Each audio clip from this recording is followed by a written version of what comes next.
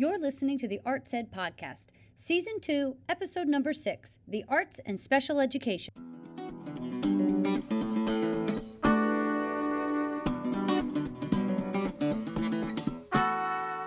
Welcome to the Arts Ed Podcast, conversations through the perspective of the arts and education, hosted by educators and artists Shauna Longo and Edric DeBose.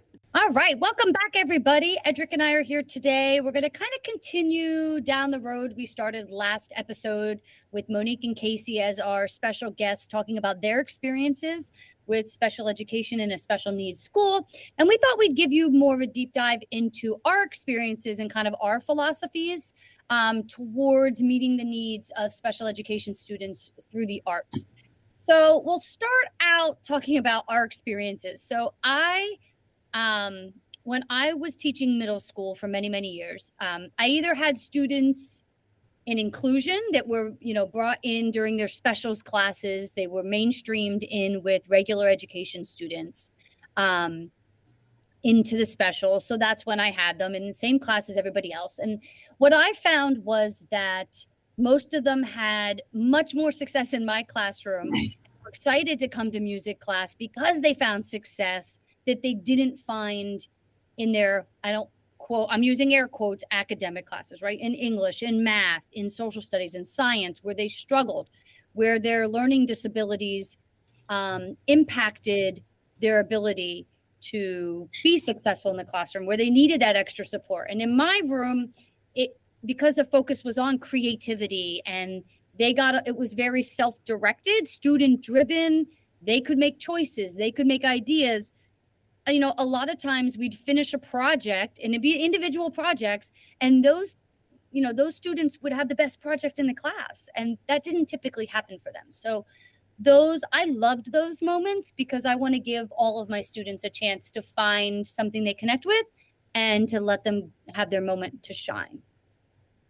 Yeah, it's extremely important to have that moment for them. I think with special needs students, it's really about the what you're doing becomes very different in terms of what the educational purpose of your activities are. Because I think you're really trying to find a way to help them to be involved and be included. And that experience of inclusion and learning to trust the environment and trust this individual, this teacher person they're dealing with, I think that is the critical skill they need going through life. Because it's really about, for those kids, this is the really important thing you can teach them. This is the really important thing you can carry with them. So my experience is I was coming from the high school to the middle school, and I think it was really so in terms of looking at the inclusion students I was dealing with. I found that I learned something. I learned something very special, and that was that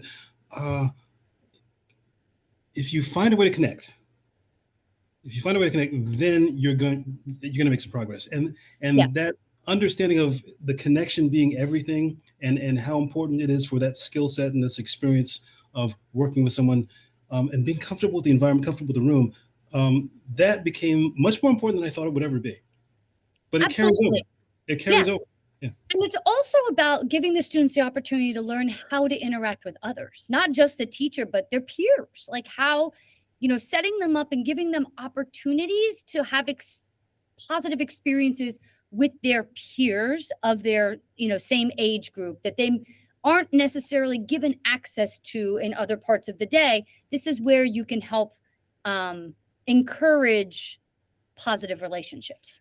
And I was always inspired by the kids who got it, who would reach out to those students and encourage, I really like what you did. That was great. It's huge. It's really, really important. It's really, absolutely.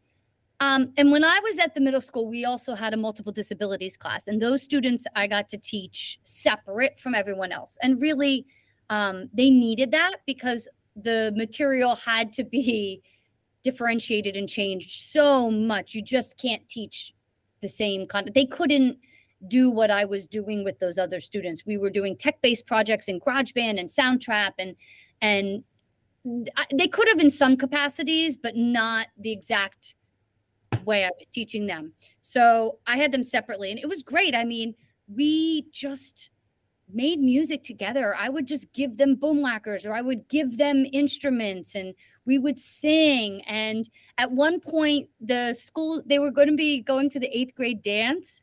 And so they asked me, I was like, oh, well, there's dances you have to know. So in music class, I taught them how to do like the cha-cha slide and the electric slide. And we did all those like corny wedding like dances that will be at an 8th grade dance. We learned in music class so that when they went there, they'd be able to participate with others and get that full experience. So was that in my curriculum? No, but I could, it was important. It was important, and they were still learning through that. I think it speaks to this whole conversation about a larger conversation about what curriculum is and how it is you apply that curriculum. We've talked before about this, about the ways in which you have to approach it with creativity. Yes. I think when you pull back from, if you try to pull back from the alphabet soup of different classifications of students, it comes down to levels of ability. It's really about levels of ability. Right. In the simplest way. So, and depending on who your clientele is, they do or don't have a foundation. So you have to figure out what that foundation is, find out what that place is, and go there, and that's where you have to work. But doing that, when you do that, and when you approach your work with the understanding that this is really the core of what you're doing, it also helps you with the gen ed students, right? Absolutely, 100%. Because it's really, if you talk about that conversation about differentiated education, it's the same thing. Find out where they are, know it what works, by the way, with our gifted students too. It goes all spectrums, like figure out where they are, meet them there, and then go on a journey together. So, I think generally speaking, there's this movement away from the older, brick and mortar, industrialized standardization of education to something which is much more specific to the student. Right. But I don't know. We have a lot more to talk about, so I don't want to burn up the time. So then when Edric and I taught together, we taught early elementary, like pre-K to 1. We had multiple disabilities classes. We had preschool disabled classes.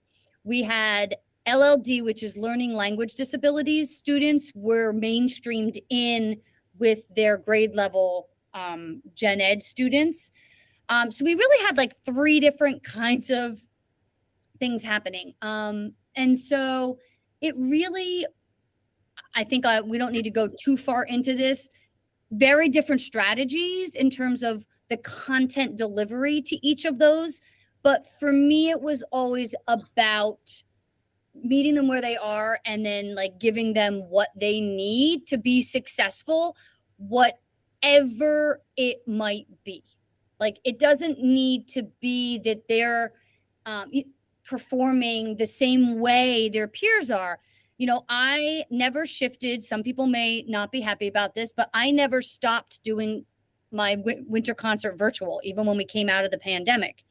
And that was because keeping it virtual and recording the students and having a live YouTube event where it was pushed out, the video of them performing at a certain day at a certain time, so it was like having a concert, was because I could include all these populations.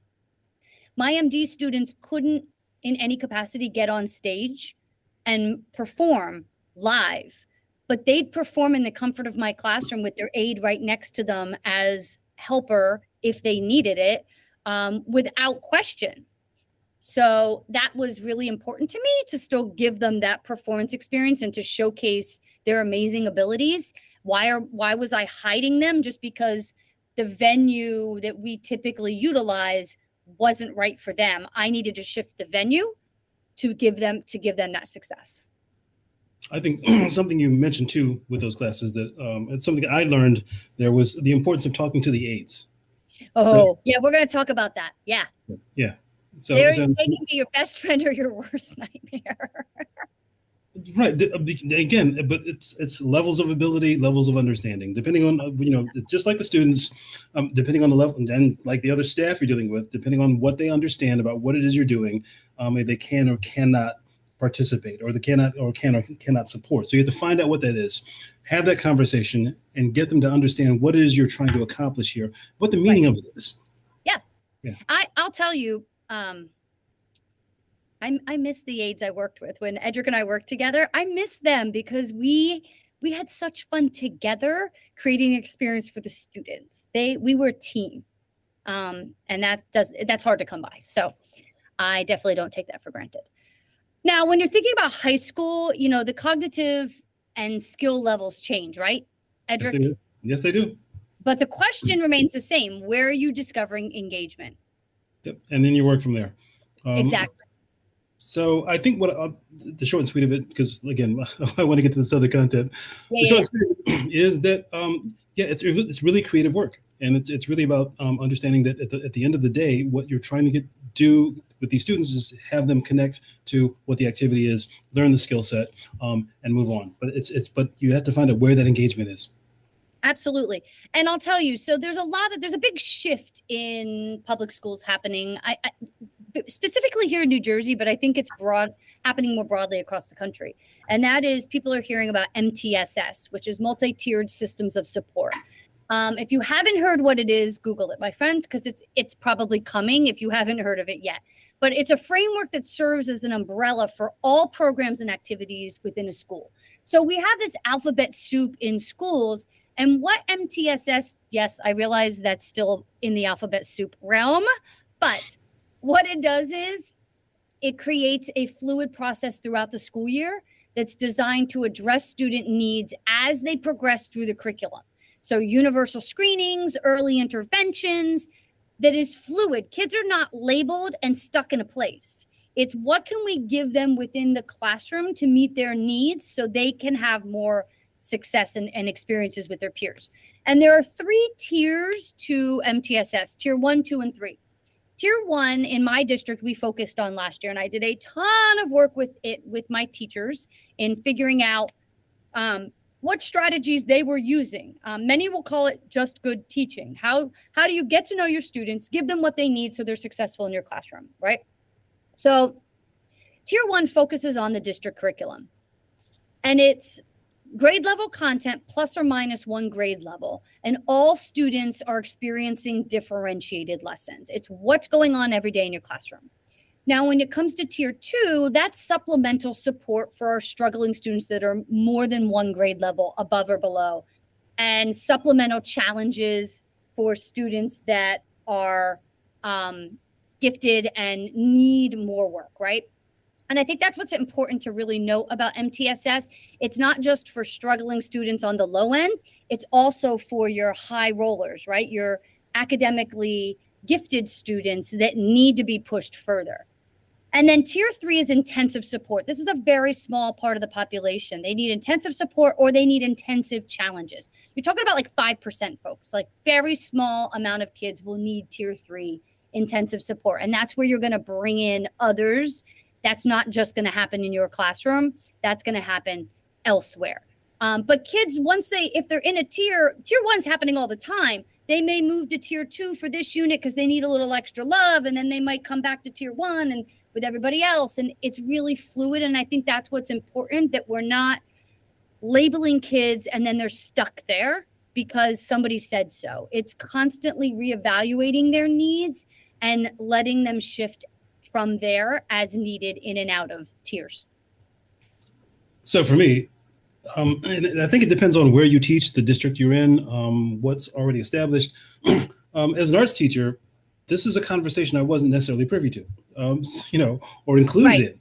So I was unaware that there were these kinds of supports or these kinds of ways of reaching out to figure out what's going on with a particular student. And so then finding, or just recognizing the fact I need to really approach this kid differently. Because, if that's, if that's not something that you are taught or trained or included in terms of the conversations of what's going on in the district, it's just something to be aware of. There are, once you understand this, there are other places to reach to find help in working with the population or students. Yeah. And I'll tell you that, listen, I'm not gonna not say this. There's a push within many school districts to decrease out of district placements, right? Get kids back in their neighborhood schools, and not for nothing, they save a ton of money because out of district placements are very costly to a school district. I've seen 2 school districts that brought back ERI students, emotional regulation impairment. That's what ERI is. And they created classrooms and hired teachers to be able to meet those students' needs. But then by the way, side note, they're also now going to be going to elective specials classes, and you have to make sure those teachers are trained in what those students' needs might be and how to approach them, and what are they doing within those classrooms in terms of behavior plans or academic plans that you'll want to consistently do in your classroom, so that because those kids need consistency. And so if you aren't a part of those conversations and know what's going on, it's going to be it's going to be an uphill battle unless you kind of open up your doors and look at it as a partnership for the success of the students. But it definitely is going to increase the special education population within the schools. And I'll tell you, when I went to college, I didn't have a course in special education for the music teacher. Right. You didn't either, right, Edric? Not at all. Nope. No, nobody was. So everything I've learned myself. Trial and error, research, talking with others, and just kind of trying to figure it out. But one of the things to keep in mind is you're going to want to shift to more of an experience-based class versus product-based. You can't focus on the quality of what the students create as the end all be all. You need to use it to give them a creative or emotional outlet. So think more like music therapy or art therapy. And yeah, none of us are trained in that, but what positive experiences can we give these students where music might be an outlet for them to be able to be successful? And you need to be patient. You need a lot of patience, but you're going to need to train the paraprofessionals or the aides so they can help the students. You need to listen. I am the first to admit it can be uncomfortable to, you're not their boss, but yet you are kind of over them as the, credentialed teacher within the classroom. You have to make your expectations known to the aides, and you need to hold them accountable, and you need to get your administration to back you on that. I've had classes where the aides are sitting there on their cell phones, right, Edric? Yep. I'm sure the same people, where they're doing that, and they have no idea what the kids are doing. And, or the opposite spectrum, the aides that do the kids' work for them because they don't trust the kids or don't think they're going to do it good enough. So they want to do it for them. And I know you've seen that. Right. So again, that's what we were talking about earlier. You mentioned earlier, just the importance of talking to the aides so they understand what's going on, so that they understand, no, this is not the time for you to take a break. But again, if it depends on their understanding of what an art class is or what a music class is and what the skills that we're trying to impart, what those skill sets are. And if they don't understand that, then again, it's to them, it's just a write. Well, the kids are they're playing, they're just playing. Unless you can explain to them that it's more than just playing, it might be a bit of an uphill battle. But again, the heart of it, though, and I know I sound over emotional here, but the heart of it, though, is there are some kids that you want them to be in the classroom. You want them to participate, and they want to participate as well. And when they can't, they get really frustrated. And so if you're not open to just understanding, no, this is about the process. As long as they might be doing something that looks nothing. Well, in my case, the visual arts class, right? That might not look anything like what the assignment is, but the kids participating, they're doing their best. They're coming to you. They're showing you their work. They're proud of it, by the way. Why are we going to stifle their pride? But again, I just seen too many kids get frustrated. Absolutely. Yeah. And so it's what's the core of the work you're trying to do? What is it you're trying to get these kids to do? And it's to be in the room, understand the process, and trust what's going on. And I think part of that is kids, especially young kids, they want to please. Yes. And so if they think they're not pleasing you, they're going to get very upset. And I don't want to give them that emotional scar, right? That I want to encourage whatever they're doing. But I also think people need to remember that, like, the aides and paraprofessionals in your room, they probably had to focus on product-based art and music classes when they went to school, just like Edric and I, right? I know I did when I was in school. It was all product-based. And so they're doing what they know. People tend, when they don't know what to do, they do what they've experienced. They replicate that. And so we have to retrain them to meet our current needs and current expectations, which are clearly not what we had growing up. Yeah. Right. So by the end of the year, if I was talking to my aides, I say, well, we're just focusing on fine motor skills. Right. Just to say that, they got it. but it was a while before you had a conversation where you, oh, that's what we're really doing here. Okay. Yes. It's not about making a picture that looks really nice. Right. Yeah. And so really at the end of the day, everybody, this comes down to focusing. I know I'm saying it a million times in this episode, focus on meeting the students' needs. They're not going to remember exactly what they made or did with you or the song they sang. I mean, they might, but they're going to always remember how you make them feel. And so you may not know or understand what they need. I had many students who were nonverbal. Edric and I had. Right. And I had no idea if I was connecting with them. They could not tell me. They could not show me in any capacity. I just had to hope and pray I was making a difference. And so transitions are really, really important for those students. So they know what to expect and aren't taken off guard, because that can really throw them into a spiral. So I always did a welcome song and a goodbye song. And with my MD students, and when I was teaching early elementary, I had students who said their first words in their 4th year of having me in music class through songs. And it was that repetition of songs. And I'll start crying if I talk about it too much. But that was an amazing moment to have a child say their first words in my classroom through song. So that those routines, the repetition, the consistency is so important. When classroom teachers or aides would tell me students kept singing songs I taught them outside of music class, or they'd be like, Shauna, what is this melody? I keep hearing this child humming, and they didn't know the song. And I'd be like, oh, that's this from my class. And they're like, hey, can you send me the song or the video? I want to play it more in class for them. And so because they clearly like the song, sometimes it was quite the game of name that tune, trying to decipher what the student, figure out what they're singing or no. But it helped me to know that I was making a positive impact on their lives. And that really was my ultimate goal, was that positive impact, their smiles, their excitement. That's what did it.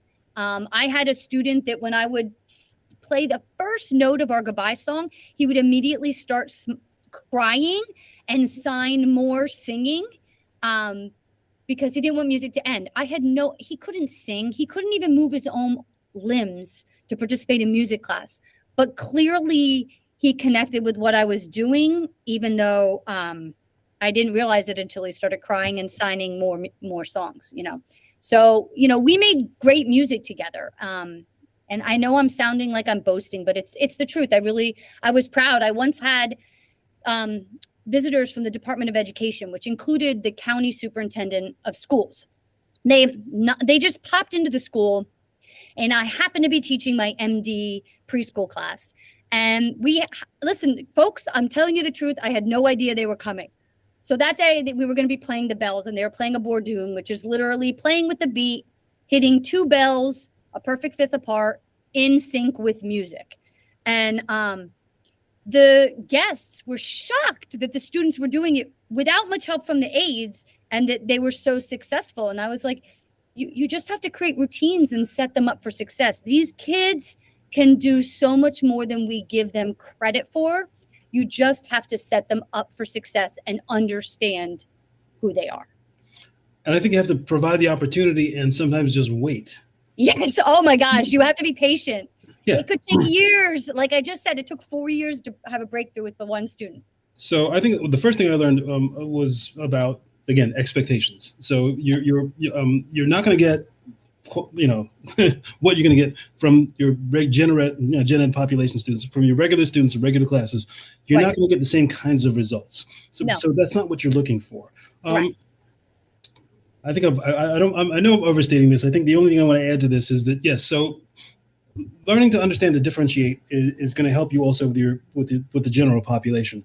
But also learning to differentiate and to be more creative with the curriculum, it's also good for you as the teacher. Right. Because it's like you need to find life in what it is you're doing. And so that opportunity to be creative, because when I think about Casey and Monique, that's the one thing they talked about that they love the most, and that was the creative freedom. Absolutely, because then you have ownership over this thing you're doing. Yep. And again, you take these stories home with you. Well, and I think that that's important in the curriculum design process, is not locking yourself in so specifically, but thinking about the broader concepts and skills we want our students to learn. So you have the freedom to make choices that meet those students' needs and will still work you towards those goals. You know, and it's okay, by the way, to not know everything right away. Neither of us did. Our role as educators is a journey. We have to continue to evolve, learn, and do better every day.